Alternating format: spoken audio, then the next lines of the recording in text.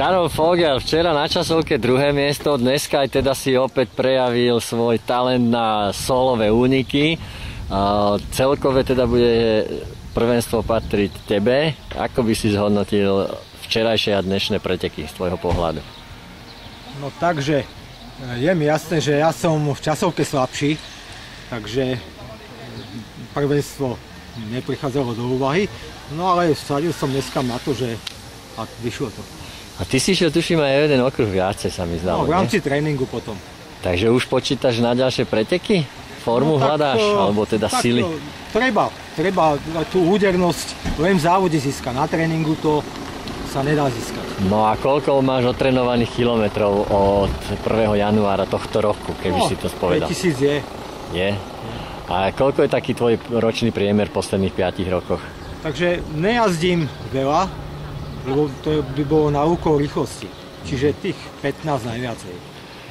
No a pripomeň mám trošku tvoju cyklistickú kariéru v tých mladších rokoch. Ako si sa ty venoval cyklistike, keď si mal 18-20 rokov? No, keď som mal 16, tak som začínal. A v doraste, tam to bolo také v rámci Slovenska do tej 5-ky. Za aký tým si jazdil? Zlaté Moravce, ja som stadial rodák. No a potom už ako druhý rok dorastenci sme išli vždy k mužom jazdiť. No a u mužov to som išiel na vojnu do Nového Mesta nad Váhom. No a po vojne som jazdil za Raču u Javorku.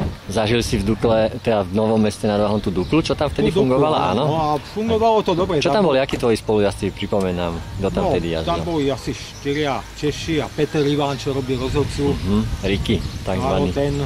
Ten tam bol, no bolo nás zhruba 10. Relatívne dobrý, Jano Babka napríklad. A keď si prišiel teda akože naspäť z vojny? Z vojny, tak som išiel do Rači, Javorkovi. No a potom to už išlo. Tak mal som aj majstrovskú triedu, federálnu. To bolo umenie získať kedysi? To bolo veľké umenie získať, nie ako teraz. To si v drese račianskom? V račianskom Lokomotíva drese, Rača. No tak Fero nás dával do laty, však si ho poznal, takže tam sa ulievať nedalo. No a skončil som v 69. a vlastne za to, že ja som sa oženil vtedy, ale to by som bol jazdil aj ďalej, lenže to bol taký smoliarsky rok, že čo závod, to som pichol. A Fero ten robil tak so mňou, že doniesol mi takto kolesa s novými gumami.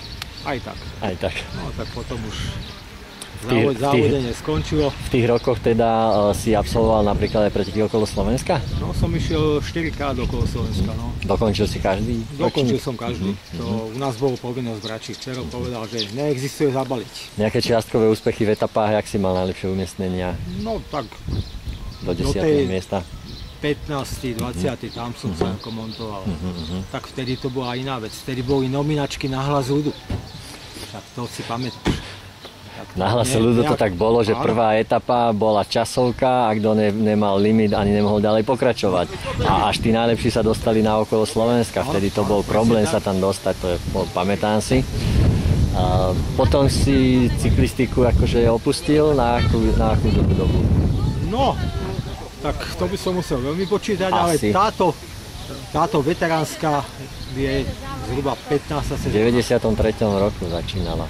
No zhruba. No Longy to rozbehol v Bystrici a potom ja so synom sme spakárili celú Bratislavu a okolie, no a potom to už išlo. No a keď sa začali tieto veteránske preteky, ty si v ktorej kategórii vlastne začínal? To bola... Ja som začínal v C-čku. C-čku. C-čku ako... Darilo sa ti hneď medzi tými najlepšími? Pripomeň nám to. No, prvé 2 roky boli také opačovačky, 5. 6. flek. No a potom to už išlo. Takže teraz, čím si starší, tým si lepší ako zralé víno.